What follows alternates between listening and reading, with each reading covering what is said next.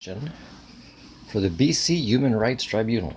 So, this is something I recommend you answer now.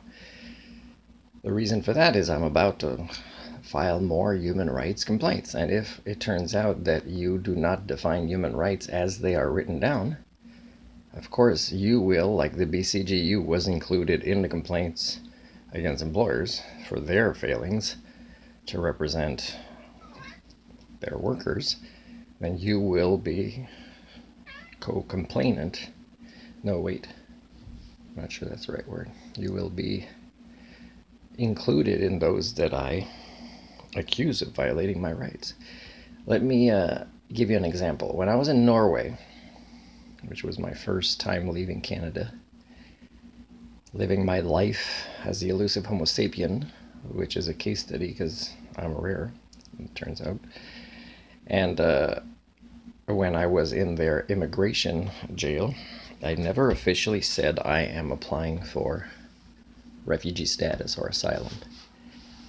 And I said, here's my qualifications. I recommend you give me a work visa and you help set me up. These are important skill sets to be used anywhere around the world.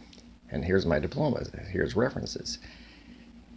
And I even said, oh, I heard of this lady who works on this type of brain research, and it would be a great collaboration with me who works on a different type of brain research for us to work together. It's just one example. I mean, I said you can start me slow or, in whatever way and see my skill sets.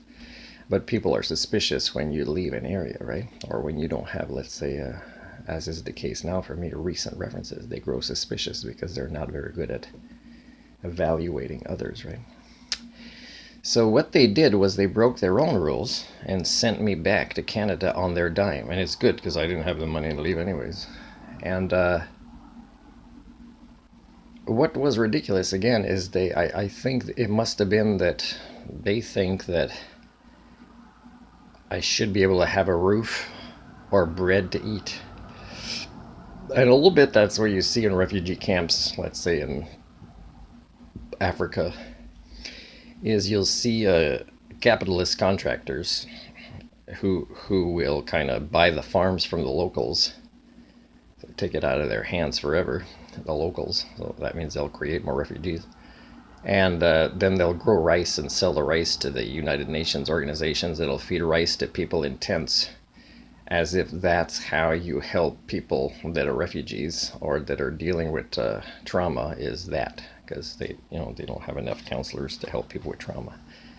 And they're creating more, right, as they go along. So I'm asking you guys, do you also evaluate human rights by these levels, that if I have access to bread, which could be contaminated because very few people wash their hands at Salvation Armies. I know, I've been to a few.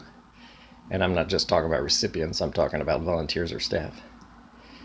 And I currently have a roof, or there are, in whatever city I might be, when there's extreme cold, shelters to get into where the behaviors are so inappropriate because the staff in big part are incompetent, especially compared to my skill sets. Do you believe that if this is not happening to me, no rice or bread or roof in extreme heat or cold, is that my human rights are not being violated? If you are applying the concept of the Canadian Charter of Human Rights or whatever other definitions of it in this way, let me know now, because I won't waste my time and allow you to violate my human rights by filing more complaints. You need to be clear. So right now, I heard a news report on CBC today, May 8th, and I might send an email because they want to hear about people's stuff before they report on it next week. And it's related to, economic worries or fears of work or losing jobs. So I'm going to say what I've been documenting for years with YouTube videos, screenshots, sending to politicians in BC or Canada, and saying I have all these skill sets. You should look at the recent one where I am on a phone call with a young lady who is part of the recruiting or HR or assessment for recruiting teachers for the north of Canada. Listen to that, because it's not the first time I'm in a conversation like this. In fact, I've been in conversation like this for years, where I have the skill sets that surpass, let's say, certified teachers, and I beg to prove it because I'm learner-centered, and yet I don't have the right diploma, even though I have better results than people with the right diploma. Same thing in mental health. Now, you also pair that with the interconnected life I've had where I fired faculties of universities for being incompetent, and even worked for even the school district where I used to go as a kid. And, I could see the systemic issues everywhere, and I don't want to waste any money. And I've been documenting more and more trying to find master's or PhD programs where it isn't red flag after red flag. But even then, it's a risk, right?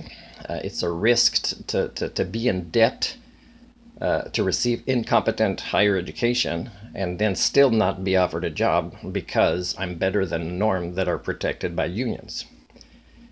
So I'm going to write an email to say, this is my fear. My fear is to spend the next decade or two or rest of my life desperately wanting to exercise my right to be of service based on my skill sets, which are the most needed anywhere around the world, and being stuck in an underdeveloped, failed proto-society where evil people that defend or claim to the human rights of others can't partake in a conversation with me, such as answering this particular vlog.